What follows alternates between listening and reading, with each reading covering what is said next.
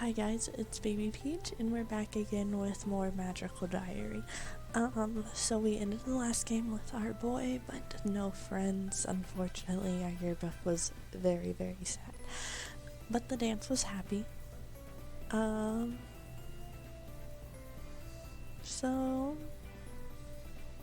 let's go ahead and we're gonna start from the last choice and work our way backwards. So let's go ahead and promise not to talk to Damien anymore. Fine, if that's what it takes, I promise never to speak to Damien again. The year's almost over anyway, and since we can't come to the ball, they're not going to see him with me, and even if I meet up with him later in the summer. Thank you! She grabs me into a hug. I'm sorry we've been horrible. I was so worried, but now everything's going to be okay, and we can work on finishing this exam? Right. Well, let's see which way we need to go. She casts a spell and the air around us swirls faintly. That's strange. That usually gives me a direction. I guess we'll have to look the hard way. The crystal ball has to be out there somewhere. This place is huge and we have a time limit. We need a plan. I have an idea. They both stop and look at each other. We need to find the crystal. That's the goal. That's how we win. We need to find the boss monster. There's bound to be one, and if we don't handle the main threat, it could sneak up on us.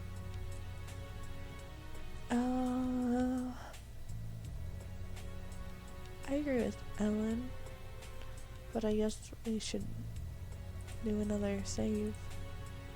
There's so many choices in this game. Okay, agree with Ellen. Ellen's right, it's the crystal that matters. We could defeat dozens of monsters and still fail the exam if we don't reach the goal in time. I don't know about dozens, but I'd like to try. Some other time. Sure, fine. So, how do we do this?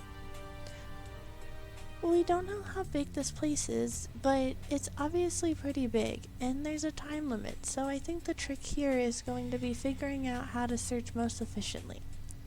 Do you guys know Farce speech? No, I do. Great. What we need to do is both connect to Virginia now, while we're all in the same place, then keep that connection going. That way we can split up and still keep in touch. Okay. I concentrate. Virginia suddenly laughs. You guys are making my brain tickle. How long will that last for? I'm not sure, but if the connection drops, stop what you're doing and hold still. That way you'll still be in a known location and we can reestablish. Anyway, we should move out. There are probably traps, so don't run, and use detection spells if you have them. If you see anything, Crystal sponsors anything, stay still and think it. Let's go. We split up, moving through the darkness. There's an awful lot of darkness out there. If I do use any detection spells, I'll have to cast them many times over to do any good.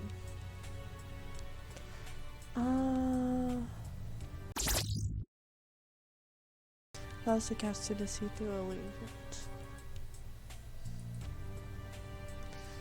It would be a waste to cast all the my spells into the dark and have nothing left when the real challenge shows up. I'll save my magic for now. Cautiously, I pick my way through the shadows, keeping my mind tuned to the occasional feedback from my roommates. All of a sudden, the floor shifts under my feet and an invisible knife slices at my leg. Everything goes dark.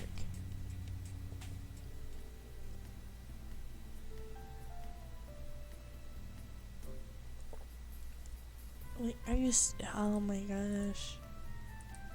Did I seriously?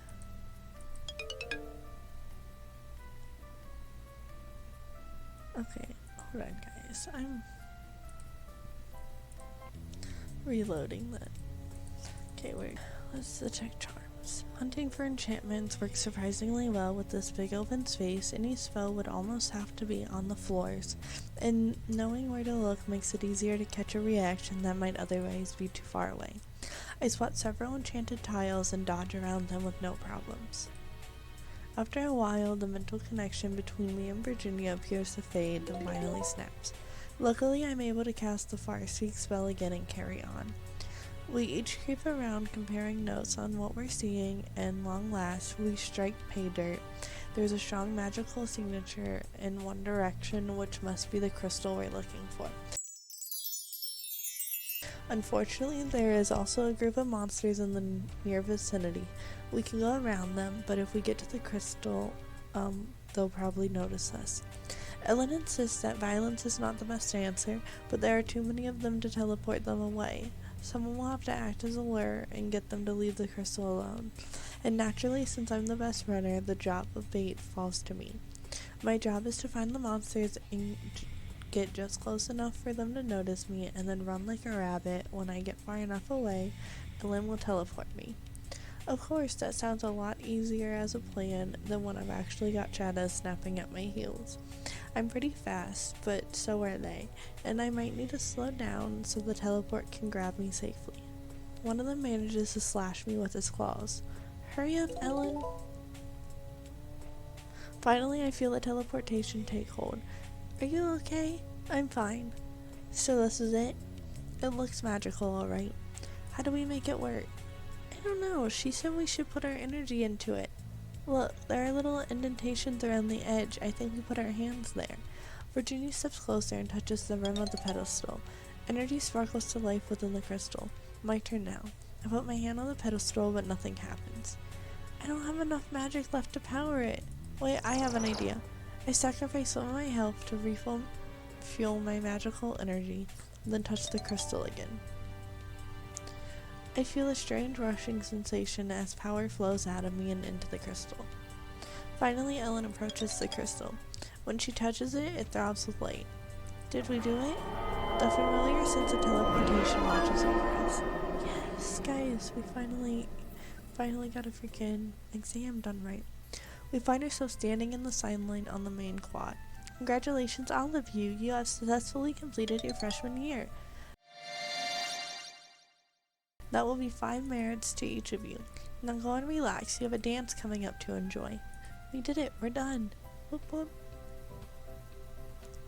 There are no classes today or tomorrow. Everyone's relaxing, making plans for the dance, and getting their pictures taken for the yearbook. Yeah. Okay.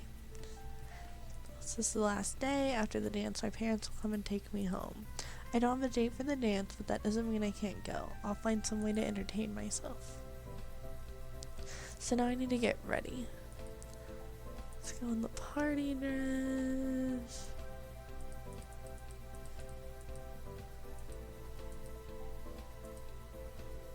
Still the same thing as last time.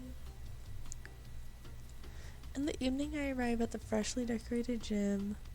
Okay, this is the same. Okay, I slip out early from the festivities and go for a walk. It's calmer out here, and I can still hear the music of the dance in the distance, but without being buffeted by happy couples. Taking a seat on one of the benches, I look up at the stars and sigh.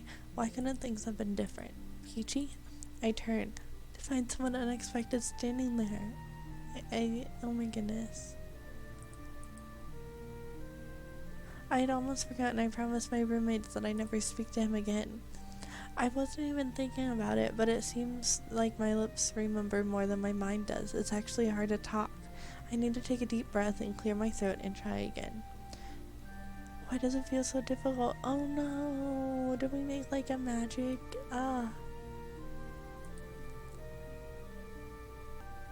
Freedom? What does it matter? My roommates aren't here. They'll never know I broke my promise. I swallow hard, then force a smile onto my face. Hello, Damien. And then I stagger. Peachy! Something is very wrong. There's a burning feeling inside me. I clutch at Damien's hand for support before thinking, no wonder. Is he doing this? It's not like it was before. But it's not completely different either. Why is this happening to me? Light and sound rushes into me without meaning and spiraling down, fading away. Peachy, what have you done? For a moment I can't understand him, and then far too late the knowledge coalesces. Things I was told back when I was only 13 and first discovering the magical world. Choices, promises, consequences. I swore a solemn oath that I would never speak to you again. I broke my vow. What? I didn't remember that a witch's promise means something. Your magic, it's gone. I'm sorry. You innocent. You have to come with me now. What? They'll be coming for you. Former witches. aren't allowed to keep their memories. They'll wipe you clean and throw you away. You'll forget me. You'll forget everything. That's not fair. I have to get you away as fast as I can. Come on. He reaches for me and I hesitate. You have nothing to worry about. I'm not the one who took your magic. I'm not the one who's trying to take your mind. You don't have any power left for me to steal. But what will we do now? Finding new powers if we can, or revenge if we can, but we have to run now. I don't want to lose you.